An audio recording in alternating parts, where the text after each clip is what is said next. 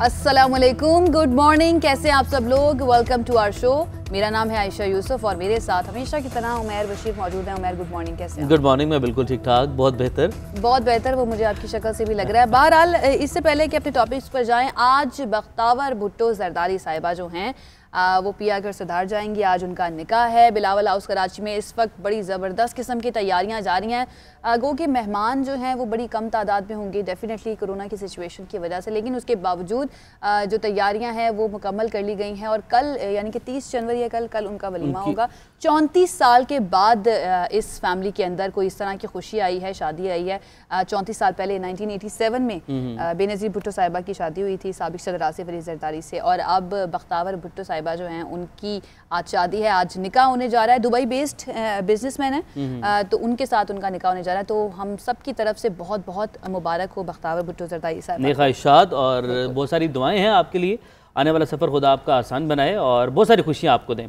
और अच्छा, आज के टॉपिक्स हमारे पास कौन-कौन से? उससे पहले थोड़ी सी मैच पे बात हो जाए। टॉपिक डेफिनेटली उसके बगैर तो आगाज हो ही नहीं सकता है ना। मुझे पता था कि आपने इस पे जरूर आपको याद है जब टेस्ट शुरू हुआ था मैंने क्या कहा था कि अगले 5 दिन जो से हैं अब वो मेरे उमैर ने बड़े फॉर्म में रहना है। मेरा टाइम आ गया। उमैर ने कोई भी बात करने से पहले सबसे पहले कहना कि आयशा प्लीज मैं जरा अपडेट दे दूं कि इस वक्त मैच की क्या सिचुएशन बताएं। तो सिचुएशन ये है कि 5 खिलाड़ी आउट हो गए हैं। महाराज को चौथे दिन के आगाज़ के साथ ही हसन अली ने क्लीन बोल्ड कर दिया। महाराज एज अ नाइट वॉचमैन आए थे, और आयशा नाइट वॉचमैन जब दिन का इख्तिताम हो रहा होता है, आपकी टीम का कोई खिलाड़ी आउट हो जाता है तो हर टीम जो है वो ऐसा खिलाड़ी भेजती, मेन बैट्समैन को नहीं भेजती। कहीं अगर उसकी विकेट गिर जाए तो टीम पर प्रेशर आ जाएगा, तो नाइट वॉचमैन को भेजा था ताकि वो एक एंड से विकेट बचा ले, और अगर वो आउट हो जाए तो ज़्यादा प्रेशर में टीम ना जाए। तो महाराज जो कि बॉलर है, एक प्रॉपर बैट्समैन नहीं है, आज आते ही उनको बोल्ड किया हसन अली ने। अलबत्ता अभी जो है उनकी टीम की जो उम्मीदें हैं साउथ अफ्रीका की, उनके कप्तान डिकॉक और बोमुमा इस टाइम क्रीज पर मौजूद हैं। ये दोनों अच्छे बैट्समैन हैं, दोनों अच्छी पार्टनरशिप लगा सकते हैं। अगर तो ये पार्टनरशिप लग गई तो कमेटी मुश्किलात में जा सकती है। लेकिन इस वक्त पाकिस्तान की पोजीशन काफी मजबूत है। कोशिश यही करनी है कि उनको मजबूत पोजीशन में हम ना जाने दें, डेफिनेटली तभी हम जीत सकते हैं। तो आज जो है सबसे पहले मैच की ही हम बात करेंगे। पहला टॉपिक हमारा ये होगा। दूसरा हमारा टॉपिक होगा ट्रांसपेरेंसी इंटरनेशनल। कल इसकी रिपोर्ट आई है जिसमें पाकिस्तान जो है उसके बारे में ये परसेप्शन दिया गया है इस रिपोर्ट में कि यहाँ पर करप्शन बढ़ी है, जिसके बाद ऑपोजिशन का मौक़िफ़ जो है वो भी सामने आ रहा है। हुकूमती वज़रा जो हैं वो भी सामने आकर बात कर रहे हैं कि ये जो डेटा था ये उनकी हुकूमत नहीं बल्कि 2017-18 में जो गवर्नमेंट थी और उस वक्त का डेटा लिया गया था। लेकिन बहरहाल ट्रांसपेरेंसी इंटरनेशनल ने इस दावे को मुस्तरद कर दिया। इस पर हमें डिटेल से बात करनी है। कोरोना वैक्सीन पाकिस्तान जल्द पहुँचने वाली है।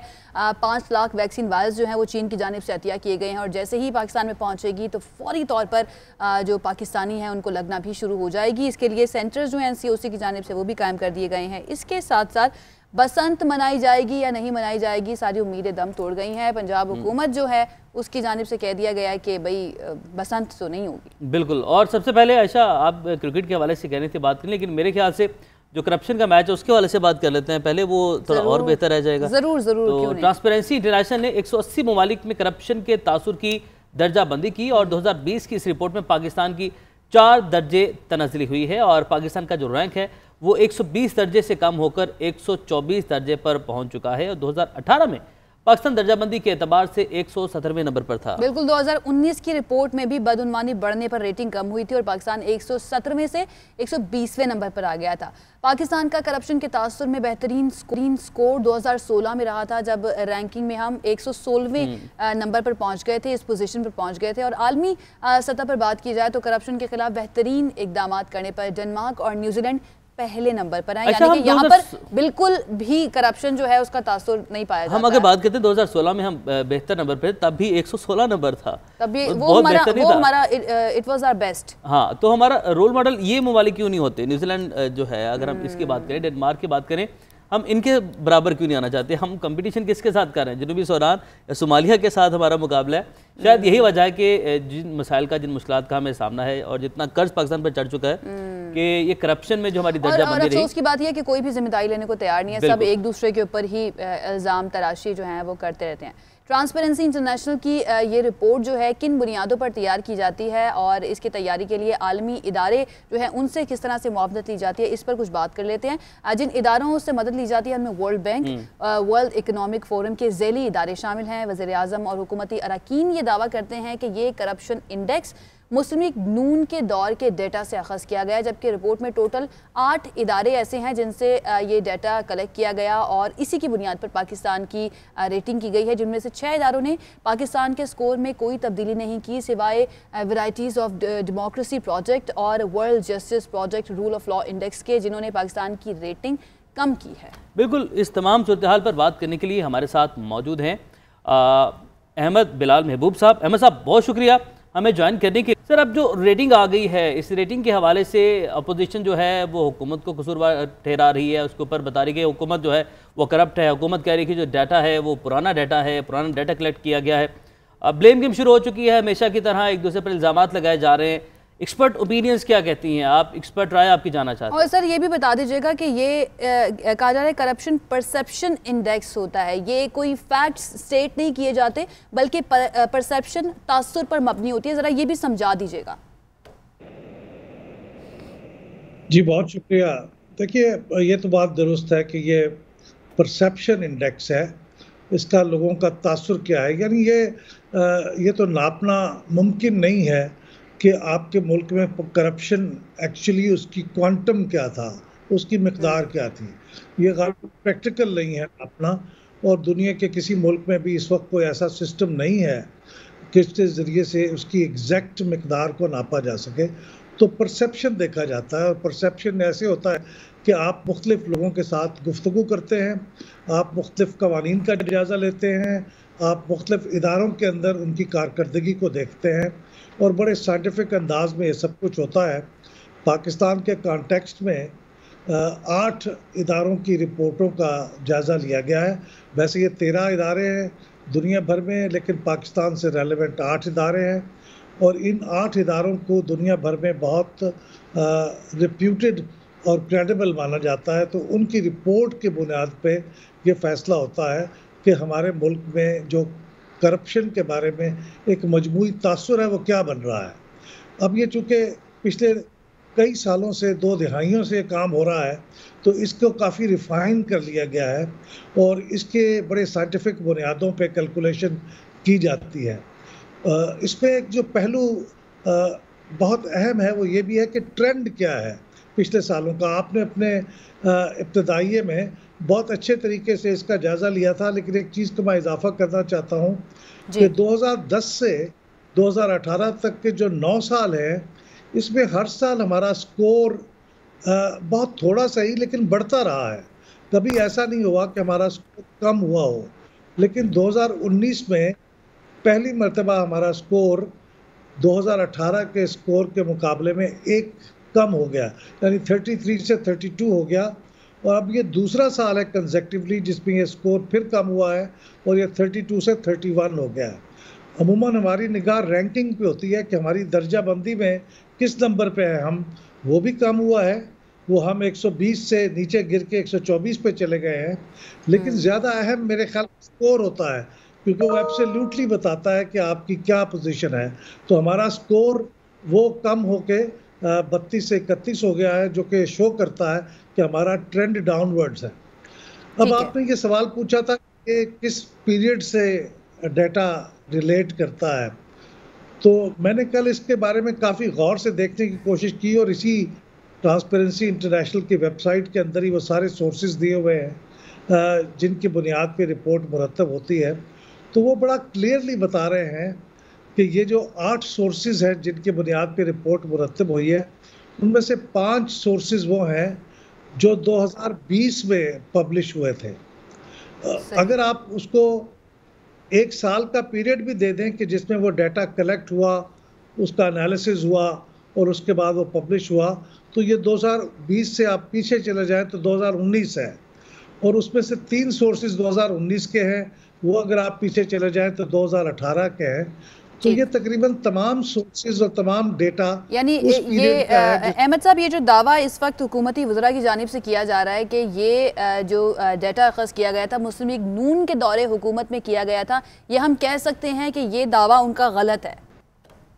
अहमद बिलाल साहब के साथ कुछ टेक्निकी प्रॉब्लम होगी, शायद उनको आवाज़ नहीं जा रही और हम तक भी उनकी आवाज़ नहीं पहुंच रही। कोशिश करेंगे रब्ता बहाल करें, लेकिन उम्मीद एक चीज़ क्लियर हो गई है कि ये जो डाटा अखज़ किया गया था, जैसा कि कल शहबाज गिल साहब भी कहे थे, वज़ीर आज़म ने भी इस बारे में बात की कि ये जो डाटा अखज़ किया गया मुस्लिम लीग नून के दौरे हुकूमत से किया गया, लेकिन 2020 से ये डाटा अखज़ किया गया है, जिसमें से ज़्यादातर डाटा जो है वो 2020 का ही है और कुछ जो सोर्सेज अहमद साहब बता रहे थे वो 2019 से लिए गए हैं। तो इस पर रफली कहा जा सकता है कि ये इसी दौरे हुकूमत का डाटा है जिससे ये करप्शन परसेप्शन की हम बात करते हैं, वो तरतीब दिया गया। और परसेप्शन पॉइंट ऑफ व्यू से अगर हम आयशा बात करते हैं तो परसेप्शन भी तब बनती है, आग जब लगती है तो धुआं उठता है, और जब करप्शन होती है तो परसेप्शन बनती है। अगर आप परसेप्शन के हवाले से बात करते हैं, अगर आप इसके हवाले से एक सर्वे करते हैं, सर्वे में जाकर अगर आप आवाम से पूछते हैं तो आवाम भी तभी बताएगी जब करप्शन हो रही है। तो परसेप्शन मेरे ख्याल से तभी बनेगा जब करप्शन होती है। 2019 में भी जब ये रिपोर्ट आई थी तो तब भी पाकिस्तान तहरीक इंसाफ की गवर्नमेंट ने ये कहा था कि ये डाटा जो है 2017-18 से लिया गया है, जिस वक्त नून लीग की हुकूमत थी। लेकिन इस वक्त जो ये सिचुएशन है, अब इस साल जो रिपोर्ट आई है, इसका आप सारा मलबा जो है पिछली हुकूमतों पर नहीं गिरा जैसे बिजली ब्रेकडाउन का मलबा डाला गया पिछली हुकूमत पे, पेट्रोल बहरान का मलबा है डाला गया पिछली हुकूमत पे, महंगाई का मलबा डाल दिया जाता है। जो बिजली महंगी होती है, पेट्रोल महंगा होता है, आटा चोरी होता है, चीनी चोरी होती है, हर चीज जहाँ पे मसला आता है उसका मलबा जो है पिछली हुकूमतों पर डाल दिया जाता है। इसमें कोई शक नहीं है कि पहले भी जो है कमियां कोताहियां होंगी, गलतियां होंगी, मसाइल रहे हैं, हमेशा मसाइल होंगे, लेकिन हर चीज जो है उसका मलबा आप पिछली हुकूमतों पर नहीं डाल सकते हैं। किसी एक चीज की तो आपको रिस्पॉन्सिबिलिटी लेनी पड़ेगी। ज्यादा हो गए आपको गवर्नमेंट में, और अब आपको भी देखना है कि कोई किसी चीज की जिम्मेदारी आप अपने ऊपर ले लें और आवाम को सही जो फैक्ट्स हैं वो बता दिए जाएं एटलीस्ट, क्योंकि अगर आप कोई मालूमात छुपाते हैं तो मेरे ख्याल से ये भी करप्शन है। वज़ीर आज़म इमरान खान साहब का मुझे वो बयान याद आयशा, जब वो अपोजिशन में थे, उन्होंने कहा था कि महंगाई जब बढ़ती है इसका मतलब यह है कि आपके जो हुक्मरान हैं वो करप्ट हैं, वो करप्शन कर रहे हैं, वो करप्शन से पैसा कमा रहे हैं, तो आवाम को उसका हक नहीं मिल रहा, जिसकी वजह से महंगाई बढ़ रही है। अब महंगाई भी बढ़ रही है और यही सारे बयानात जो है ना फिर ऑपोजिशन पार्टीज याद दिलवाती हैं इमरान खान साहब को कि आपने पास्ट में तो ये कहा था, अब आप कह रहे हैं कि क्योंकि पुरानी गवर्नमेंट्स जो थी वो इस तरह की थी, करप्ट से महंगाई बढ़ी है। बहरहाल किसी एक चीज़ की तो आपको रिस्पॉन्सिबिलिटी लेनी पड़ेगी, इस तरह से तो काम नहीं चलेगा। आगे बढ़ते हैं और कुछ बात कर लेते हैं हम कोरोना की, और अभी काफ़ी दिन हो गए हमने इस टॉपिक के ऊपर बात नहीं की, लेकिन मुझे लगता है कि इस पर थोड़े थोड़े अरसे बाद बात होती रहनी चाहिए, क्योंकि ये अब हमारी ज़िंदगी का हिस्सा बन चुका है और इसके साथ ही हमें रहना है जब तक ये वायरस जो है ख़त्म नहीं हो जाता है। अब तक दुनिया भर में 1 अरब से ज़ायद इंसान जो हैं वो मुतासर हो चुके हैं इस वायरस से, लाखों कीमती जानें ज़ाया हुई हैं और अब इस वायरस के खिलाफ जंग में दुनिया को वैक्सीन की शक्ल में अहम कामयाबी मिल गई है। बिल्कुल, दुनिया के कई ममालिक में वैक्सीनेशन का अमल इस वक्त जारी है और माहिरीन को उम्मीद है कि इसके बेहतर नतायज सामने आएंगे। पाकिस्तान में कोरोना की दूसरी लहर से खौफ की फ़ज़ा अभी भी बरकरार है और तहम हौसला अफजा खबर यह है कि कोरोना वैक्सीन कल पाकिस्तान पहुँच रही है, जबकि अगले हफ्ते से वैक्सीनेशन का जो अमल है वो शुरू कर दिया जाएगा। और आयशा, सवाल अब ये उठता है कि इस अमल को अब हम शफाफ बनाएं, क्योंकि इसमें जब हम पहले भी कुछ डिस्कशन करते रहते हैं, बात हो रही थी, तो सरकारी सतह पर भी लगाई जाएंगी और प्राइवेट जो हॉस्पिटल्स हैं उन्हें भी दी जाएगी। लेकिन ये जो वैक्सीन अब पाकिस्तान पहुंच रही है, ये चीन की जानिब से अतिया की गई है। 5 लाख वैक्सीन वायर्स हैं जो कि पहुंच रहे हैं पाकिस्तान, और सबसे पहले फ्रंट लाइन हेल्थ वर्कर्स जो हैं उनको ये वैक्सीन लगाई जाएगी, क्योंकि वो इस वक्त जो है जंग लड़ रहे हैं और वो अपनी जानों को हम देखते हैं कि मुश्किल में डाल के, ख़तरे में डाल के कोशिश करते हैं कि जो मरीज़ है उसको किसी तरह से जो है वो मिल सके सेहत।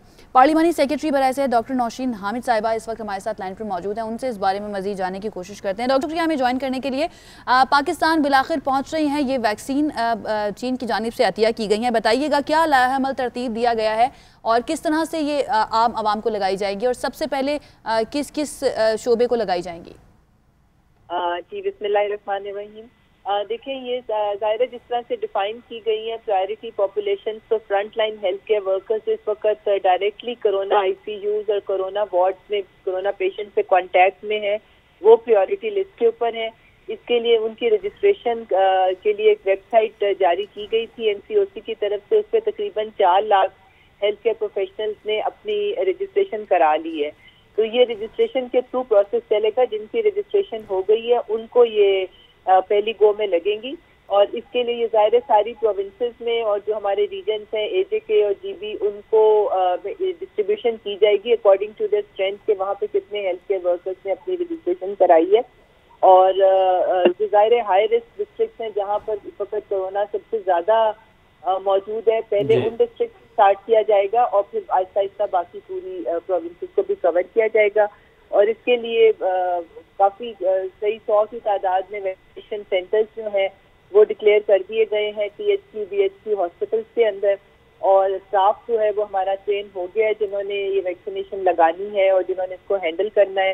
इसकी स्टोरेज के लिए भी तमाम तैयारियां जो हैं वो मुकम्मल हैं, और इसलिए मैं समझती हूँ कि ये आने वाले जो दिन है इसके अंदर इंशाल्लाह ताला ये सब लोगों को पहुंचनी शुरू ठीक है। डॉक्टर साहब, ये जो वैक्सीन अब पाकिस्तान पहुंच रही है कल, ये तो चीन की जानिब से मुफ्त फराहम की जा रही है, लेकिन हम ये देख रहे हैं कि जिस वक्त पूरी दुनिया में तजर्बे हो रहे थे वैक्सीन के, किसी तरह से कोई वैक्सीन बन जाए और कोरोना वायरस के मरीज़ जो हैं उनके लिए मुआवन साबित हो, तो उसी वक्त पाकिस्तान की जानिब से कह दिया गया था कि हम एडवांस बुकिंग करवा रहे हैं वैक्सीन ख़रीदने के लिए। तो ये 5 लाख तो मुफ्त पाकिस्तान को मिलेगी। पाकिस्तान ने ख़रीदने के लिए अभी तक क्या इकदाम किया है? इसके अलावा जो वैक्सीन आएगी, जो डेफिनेटली ज़रूरत पड़ेगी, वो कब तक पहुँचेगी और उसके लिए क्या इकदाम किए जा रहे हैं? देखिए, इस वक्त पाकिस्तान जो है वो मल्टीपल एवेन्यूज के साथ ये वैक्सीन मंगाने के लिए जो है वो इकदाम कर रहा है। एक तो ये जो आई है ये तकरीबन 5 लाख पहले बैच में है, और ये तो तकरीबन 11 लाख वैक्सीन जो है ये हमें साइनोफार्म की मिलनी है चाइना से। तो ये तो पहली खेप आ रही है, इसके फौरन 2-3 हफ्ते के अंदर दूसरी खेप भी पहुंच जाएगी हमारे पास। इसके बाद सबसे बड़ी जो हमारे पास सोर्स है वो जो कैंसिनो बायो के ट्रायल्स जो पाकिस्तान में अब मुकम्मल हो गए हैं और उसके रिजल्ट से मुरतब किए जा रहे हैं, और वो 8 से 10 दिनों में आने वाले में उसके रिजल्ट फाइनल हो जाएंगे। और उसके बाद चूंकि कैंसिनो बायो के साथ हमारी एक अंडरस्टैंडिंग है हमारे मुल्क में, क्योंकि उन्होंने ट्रायल्स किए हैं, तो इसलिए वो हमें एक बहुत बड़ी तादाद में, जिसे आप कह सकते हैं कि करोड़ों में, वो हमें वो वैक्सीन जो है 10 ऑफ मिलियंस में वो वैक्सीन भी जो है वो पाकिस्तान आ जाएगी। वो जैसे ही ये रिजल्ट मुरतब होते हैं उसके बाद वो कैंसिनो बायो की बहुत बड़ी खेप जो है वो हमारे पास पहुंच जाएगी। और तीसरी जो हमारे पास इस कोवैक्स का जो एक ग्लोबल प्लेटफॉर्म है जिसका पाकिस्तान सिग्नेटरी है, वो कोवैक्स की जो WHO और गावी जो वैक्सीन अलायंस है उसके ताउन से ये प्लेटफॉर्म बना हुआ है, और उसका मकसद यही है कि वो अमीर गरीब ममालिक में तफरीक किए बगैर इक्विटेबल डिस्ट्रीब्यूशन ऑफ वैक्सीन करे। तो कोवैक्स के प्लेटफॉर्म से भी हमें बहुत उम्मीद है कि बहुत जल्द हमें वहाँ से भी काफ़ी बड़ी तादाद में जो है वो वैक्सीन आ जाएगी। तो ये आने वाला जो फर्स्ट क्वार्टर है, फरवरी मार्च का ये जो 2021 का फर्स्ट क्वार्टर है, इसमें आप देखेंगे कि मुख्तलिफ सोर्सेज से वैक्सीन जो है वो मुल्क में पहुँचनी शुरू हो जाएगी, और इंशाल्लाह ताला इसके लगाने के लिए भी पूरा एक लाहे अमल कर लिया गया है। निम्स जो नेशनल इम्यूनाइजेशन मैनेजमेंट सिस्टम है वो इन प्लेस है, और ये नादरा के साथ कनेक्टेड है, और बहुत सिस्टमैटिक तरीके से ये जो एडल्ट वैक्सीनेशन सिस्टमैटिकली लेकर चला जाएगा इस सारे तरीक़ेकार को। डॉक्टर साहब साथ ही मौजूद रहिएगा। बहरहाल उमर, अच्छी बात यह है कि ये वैक्सीन जो है ये आ रही है हुकूमत के थ्रू आ रही है और प्राइवेट सेक्टर के थ्रू नहीं आ रही, क्योंकि हम जानते हैं कि प्राइवेट सेक्टर जहाँ पर भी इन्वॉल्व हो जाता है तो वहाँ पर इस्तेहसाल शुरू हो जाता है। उसके साथ साथ कीमतें जो हैं वो बहुत ज़्यादा ऊपर चली जाती हैं, आम आदमी की पहुँच से भी बात। कोरोना टेस्टिंग पे भी ऐसा हम सबने ये चीज़ देखी कि जहाँ पे जब जो प्राइवेट जो लोगों के पास गया वो मामला, तो उसमें क्या हुआ और हर किसी के अपने रेट्स रहे। और उसके बाद अब कोरोना टेस्टिंग का एक और मरला है मेरे माइंड में भी, जब डॉक्टर साहब बात करी थी बात आई मेरे माइंड में कि जब आपने पाकिस्तान से बाहर जाना है, स्पेशली जब आपने गल्फ़ में जाना है, तो आपको एयरलाइंस ने कुछ लेबॉर्ट्रीज़ को असाइन किया है कि आप यहाँ से टेस्ट करवाएं अपना। तो अब वहाँ से हम शिकायत आ रही है कि लोग वहाँ से ज़्यादा पैसे चार्ज कर रहे हैं और लोगों को लूटा जा रहा है वहाँ पे। तो डॉक्टर साहब हमारे साथ मौजूद हैं, उन्हीं से जान लेते हैं। डॉक्टर साहब, अब इसकी शफाफियत के हवाले से हम जानना चाह रहे हैं कि इसकी शफाफियत और इस पर इम्प्लीमेंटेशन कि इसमें जो प्राइवेट माफिया है एक मरतबा फिर से वो हुकूमत पर हावी ना हो जाए, क्योंकि हमने देखा कि पहले तो कहा जाता है कि अब प्राइवेट माफिया जो है उसके खिलाफ कार्रवाई की जाएगी, एक्शन किया जाएगा, अवाम को उसका हक मिलेगा, लेकिन अल्टीमेटली जीत फिर भी जो प्राइवेट माफिया होता है उसकी होती है। हमने पेट्रोल बहरान में भी इसी को देख लिया। तो अब यहाँ पर इस चीज़ के लिए कैसे हम इसको यकीनी बना रहे हैं कि जो अवाम तक है उसका हक पहुँचे? देखिए, प्राइवेट सेक्टर को इजाज़त बेशक दे दी गई है कि उन्होंने वैक्सीन वो मंगवा सकते हैं, और उसके लिए जो प्रोसीजर है वो भी बताया गया है कि किस तरीके से वो वैक्सीन उनको रैप के थ्रू, रजिस्ट्रेशन के थ्रू एक प्रोसीजर है जिसको उनको फॉलो करना पड़ेगा, जिसके थ्रू ये वैक्सीन उनको मिलेगी। मगर मैं आपको ये बता दूं कि अभी प्राइवेट सेक्टर के पास लेने में कुछ टाइम लगेगा। ये एक उनके लिए कुछ रोड ब्लॉक्स मौजूद हैं जिसको ओवरकम करने में कुछ महीने लग सकते हैं। मीनवाइल हुकूमत पाकिस्तान के पास वैक्सीन जो है बहुत बड़ी तादाद में उससे पहले ही आ जाएगी, और मैं समझती हूँ कि हमारी पॉपुलेशन जो है उनको फ्री ऑफ कॉस्ट गवर्नमेंट के प्लेटफॉर्म से उनको ये मिल जाएगी। उसके बाद जो प्राइवेट अदारे जो अपने लिए मंगाना चाह रहे हैं, प्राइवेट इंस्टीट्यूशंस, कुछ हॉस्पिटल्स जो प्राइवेट हैं वो मंगाना चाह रहे हैं, वो मंगवाएंगे। मगर ये वैक्सीन उस तरह नहीं होगी कि ये फार्मेसीज पे अवेलेबल होगी और लोग जाके। अच्छा डॉक्टर साहब, कथकलमी के माध्यम से इतना मैं जानना चाहता हूँ कि क्या इस बात को हुकूमत और रैप यकीनी बनाएगी कि जो प्राइवेट इदारे हैं वहाँ पर भी एक प्राइस रेंज, एक जो लिमिट है वो लगा दी जाएगी, इससे ऊपर जो प्राइवेट इदारे हैं वो भी इस वैक्सीन को फरोख्त नहीं कर सकते? मुझे कुछ आपका वो आवाज क्लियर नहीं आ रही, पर जो मुझे समझ आई है वो प्राइवेट इदारों का यही है कि वो उनकी अभी तक जो ड्रैप के साथ एक उनकी प्राइस की डिटर्मिनेशन का जो मैकेनिज्म है वो अभी तक डिफाइन नहीं हुआ है और उसके ऊपर काम हो रहा है। मगर जैसे ही ये वैक्सीन उनके पास आएगी तो डेफिनेटली पाकिस्तान का ड्रैप रेगुलेटरी अथॉरिटी मौजूद है। ये एक हमारी रेगुलेटरी अथॉरिटी है और ये दवाइयों के ऊपर इनका चेक एंड बैलेंस होता है। मगर अभी प्राइवेट सेक्टर के पास आने में 4 से 5 महीने लग सकते हैं। तब तक मैं समझती हूँ कि गवर्नमेंट के जराये जो है बहुत बड़ी पॉपुलेशन पहले ही कवर हो चुकी होगी। ठीक है। अच्छा डॉक्टर साहिबा, ये बता दीजिए कि आप कह रही हैं कि जिन लोगों ने रजिस्ट्रेशन करवाई होगी उनको ही वैक्सीन लगाई जाएगी, लेकिन बहुत सारे लोग ऐसे भी हैं जिनको तरीकाकार नहीं पता है किस तरह से रजिस्ट्रेशन करी है। बहुत सारे लोगों को कंप्यूटर यूज़ करना, इंटरनेट यूज़ करना नहीं आता है, और एक बड़ी तादाद है हमारी आबादी की जो इस तरह की है। उन लोगों के लिए क्या फिर प्लान बनाया जाएगा कि उनको वैक्सीन किस तरह से लगाई जाए? देखिए, अभी तो front line health care workers को लगनी है और पहले ये कुछ हफ्ते जो है ये मैं समझती हूँ कि उन पे लग जाएंगे, क्योंकि वैक्सीन चूँकि पहली दफ़ा आ रही है हमें इसको बहुत केयरफुली लगाना है। ये जो सेंटर्स बन रहे हैं इनमें भी जो हमारा एक मोहतात अंदाजा है कि एक दिन में एक सेंटर में 50 से ज़्यादा वैक्सीन जो है वो नहीं लग सकेंगी, क्योंकि पहली दफ़ा है इनके हमने साइड इफ़ेक्ट्स भी चेक करने हैं, पेशेंट को लगाते हुए उसको मॉनिटर भी करना है। तो हम जल्दी में इस तरह नहीं है कि वो लगाएं, हर पेशेंट को ऑब्जर्व करना पड़ेगा, लगाने के बाद उसको थोड़ी देर ऑब्जर्वेशन में रखना पड़ेगा। तो ये सारी चीज़ें जो हैं ये अभी तो हेल्थ केयर वर्कर्स के लिए ही जो है वो थोड़ा सा टाइम लग जाएगा। उसके बाद इंशाल्लाह ये जो रजिस्ट्रेशन का आपने पूछा है इसको सिंप्लीफाई किया जाएगा और इसके बारे में अवेयरनेस की जाएगी, और जो प्रॉपर एक तरीका है जिसको फॉलो करना है, ये 1166 जो एक हेल्पलाइन इशू की जा रही है जिसके ऊपर आप जाके ये सारा इंफॉर्मेशन भी ले सकते हैं, रजिस्ट्रेशन भी कर सकते हैं, वो सारी एक ऑटोमेटेड मैकेनिज्म है और इसको सिंप्लीफाई किया जाएगा आवाम के लिए। पर अभी चूंकि रजिस्ट्रेशन सिर्फ हेल्थ केयर वर्कर्स की चल रही है और वो अपने हॉस्पिटल्स और अपनी हेल्थ केयर फैसिलिटीज के थ्रू करवा रहे हैं, तो उनको कोई मसला नहीं आ रहा, और 4 लाख से ज़्यादा जो है रजिस्टर हो चुके हैं उसके। ठीक है, 4 लाख से ज़्यादा लोग जो हैं वो रजिस्टर हो चुके हैं, यानी कि उनको वैक्सीन लगना शुरू हो जाएगी और कल पाकिस्तान पहुंच रहे हैं। डॉक्टर नौशीन हामिद साहिबा हमारे साथ मौजूद थी और हमेशा जब भी आती हैं डॉक्टर साहिबा तो काफ़ी कन्फ्यूजन क्लियर करके जाती हैं कि किस तरह से और क्या लाया अमल है और क्या प्लान जो है वो अभी तक तैयार किया गया। और आप मुस्कुरा रहे हैं, मुझे पता है आपका टॉपिक आ गया। बिल्कुल, मैच जो है उस वक्त जारी है और जो अच्छी खबर ये है कि वो डिकॉक साउथ अफ्रीका टीम के जो कप्तान हैं, जिनके हवाले से मैं कह रहा था कि वो मुश्किल पैदा कर सकते हैं पाकिस्तान के लिए, वो आउट हो चुके हैं और यासिर शाह ने अपनी घूमती गेंदों का उन्हें निशाना बनाया है, वो परेशान दिखाई दिए।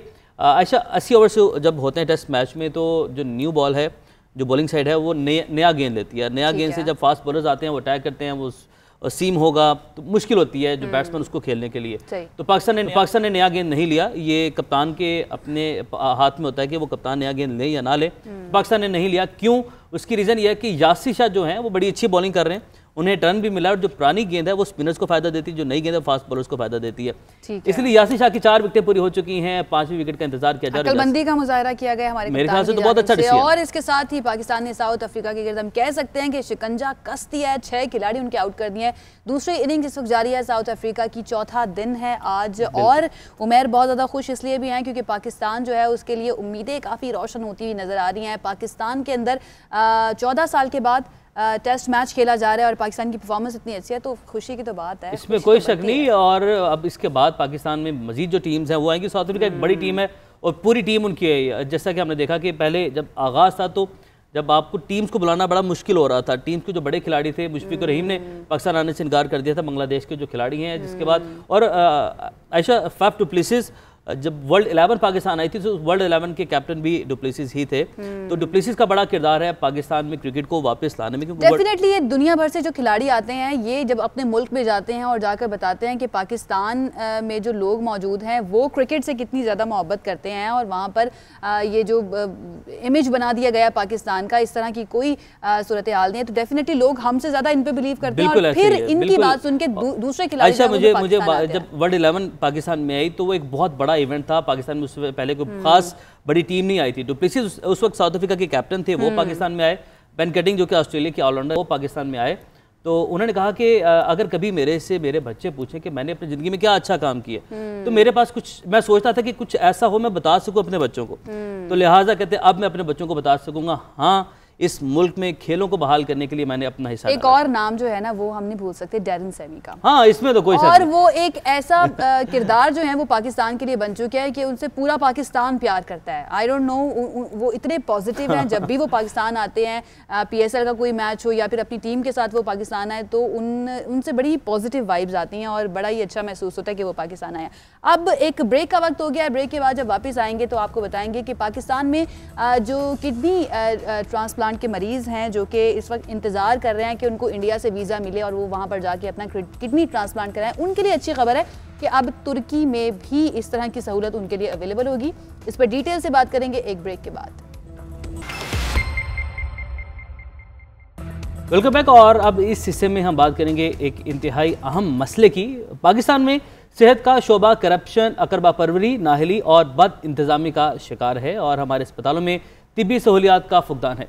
अमीर बीमार पड़ जाएं तो बैरून मुमालिक इलाज करवाने चले जाते हैं, लेकिन मतवसत तबका और गरीब शहरियों का कोई पुरसाने हाल नहीं आया। बिल्कुल, और मुल्क में जिगर और गुर्दे की पैवनकारी के लिए जो कोशिशें की गई थी वो भी सियासत और बद इंतज़ामी की नज़र ही हो गई हैं। ऐसा लगता है एक लंबे अरसे तक शहरी अपने प्यारों की ज़िंदगियां बचाने के लिए अपनी जमा पूंजी बेचकर भारत से गुर्दों की ट्रांसप्लांटेशन जो है वो करवाते हैं, लेकिन जब से ये मोदी की गवर्नमेंट आई है तब से ये भी बहुत ज़्यादा मुश्किल हो गया है और ना वीज़ा मिलता है और तिब्बी बुनियादों पर भी जो वीज़ा है वो भी नहीं दिया जाता पाकिस्तानी शहरियों को। ऐसे में एक अच्छी खबर आई है और वो ये कि तुर्की बेहतरीन मुतबादल के तौर पर सामने आया है। तुर्की में गुर्दों की पैवनकारी महफूज भी है और अखराजात भी काफ़ी माकूल हैं।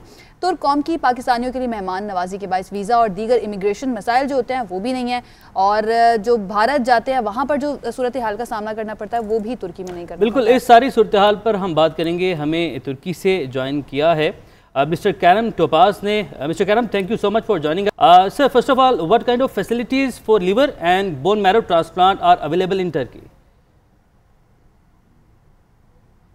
Thank you for the opportunity to talk to you today. I appreciate your time. When it comes down to liver transplantation and bone marrow transplantation, Turkey is very advanced in these medical domains. We've been doing liver transplantation for almost 18 years now in Turkey. Live donor is our specialty, so especially people who have live donors come to Turkey for their liver transplant. Currently, just in Memorial, we do over 250 liver transplantations per year. We have even received, scholars from the U.S., from University of Harvard, University of Yale, to come here and observe how we do the live donor transplantations, because, as you know, in the U.S. they mostly do cadaveric transplantations. Similarly, for bone marrow transplantation, Turkey is a reference center right now.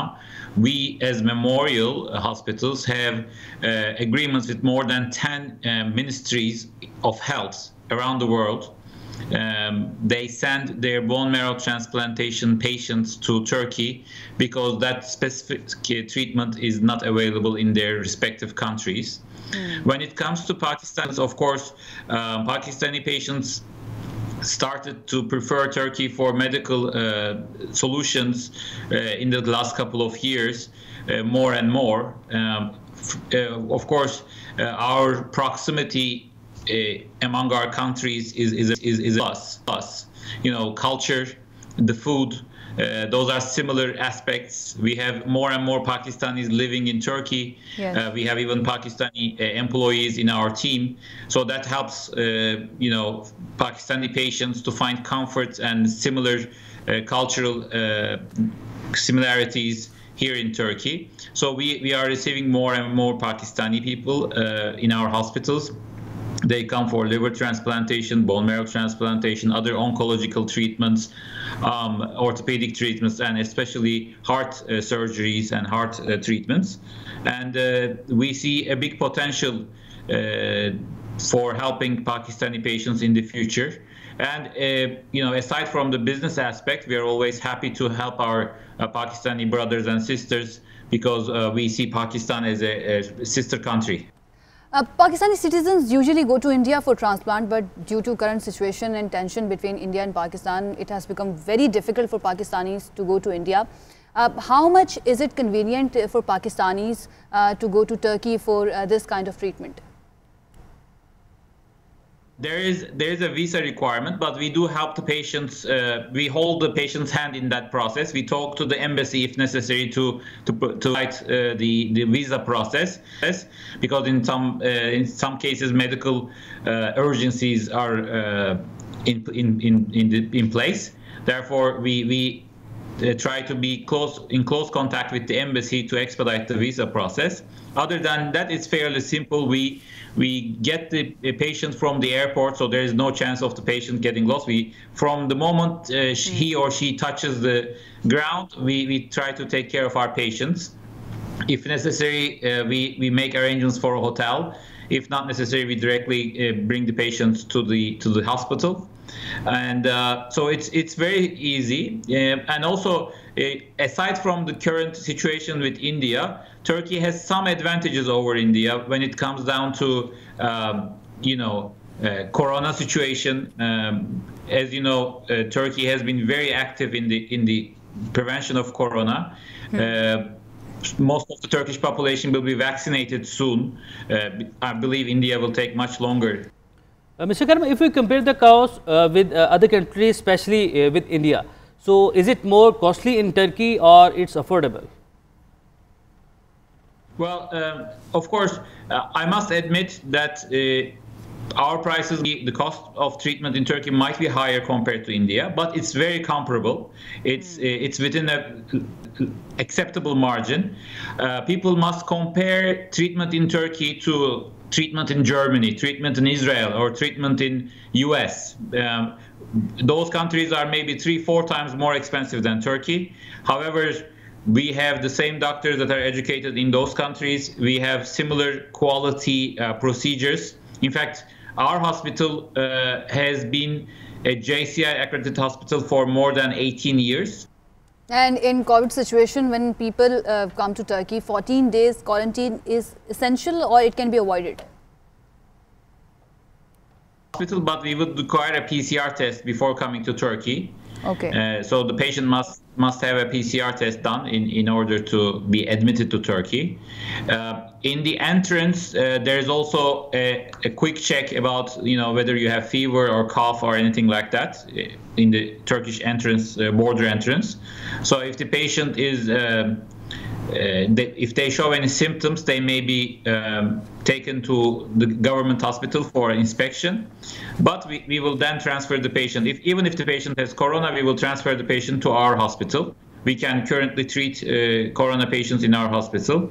As you may have observed, Turkey has been quite successful in containing the corona and treating the corona as well. Thank you so much, Mr. Karim Papoose, for making time for us. और उमैर, बड़ी ही अच्छी खबर है उन तमाम लोगों के लिए जो कि इंतज़ार कर रहे थे कि उनको भारत से किसी तरह से वीज़ा मिले, वो जाकर अपना किडनी ट्रांसप्लांट करवा सकें। अब उनके पास ऑप्शन एक टर्की की भी अवेलेबल है। आप टर्की जाइए, वहाँ पर घूमिए फिरिए भी और उसके साथ साथ अपना इलाज भी करवा सकते हैं। बिल्कुल, अब आगे बढ़ते हैं और अगले टॉपिक पर बात करते हैं। चित्राल के दूर दराज इलाके में पहला फुटबॉल क्लब कायम करने वाली ख्वातीन खिलाड़ियों का इस्लामाबाद स्पोर्ट्स कॉम्प्लेक्स में तरबियत कैंप इस वक्त जारी है। बिल्कुल, ख़वातीन खिलाड़ी जो हैं वो ये कहते हैं कि चित्राल में ना ग्राउंड है ना ही इस तरह से सीखने का माहौल है। यहाँ पर तरबियती सेशन के दौरान बहुत कुछ सीखने को मिल रहा है, जो कि बड़ी अच्छी बात है। इस पर एक रिपोर्ट तैयार की गई है, वो देखते हैं।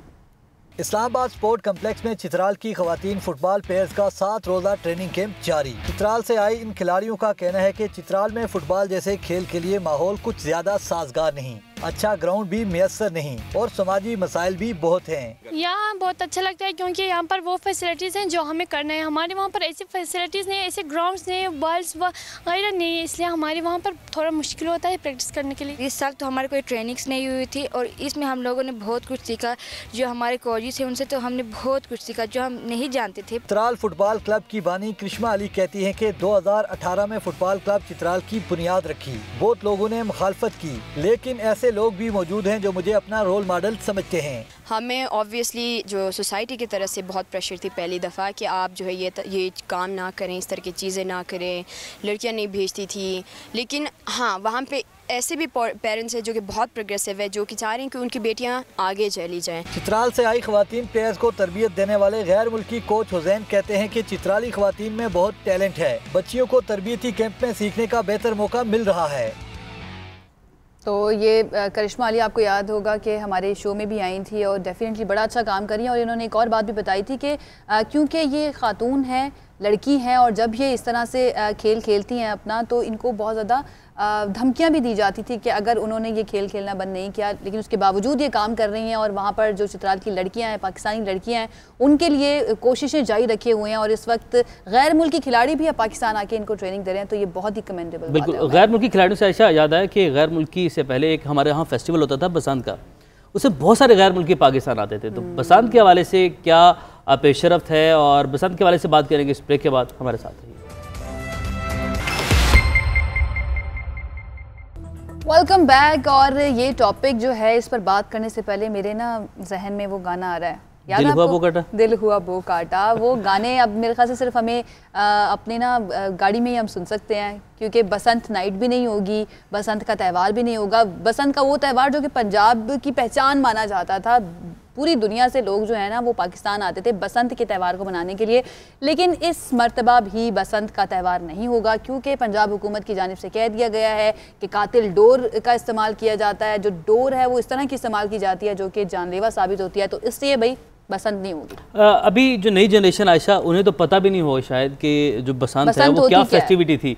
वो ये समझ लें कि एक ईद के बाद एक सबसे बड़ा त्यौहार था पाकिस्तान में, जिसको पाकिस्तानी और तैयारियां, महीनों तैयारियां होती थी, डोरे निकाल के सुखाई जाती थी, इसके साथ साथ बारबेक्यू होता था और पता नहीं क्या क्या। मैं जज्बाती हो गया, मैं भूल गया कि मैं न्यूज में